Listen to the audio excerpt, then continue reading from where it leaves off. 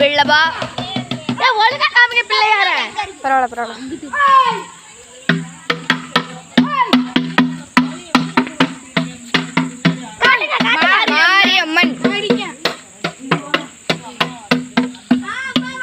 Mariamman.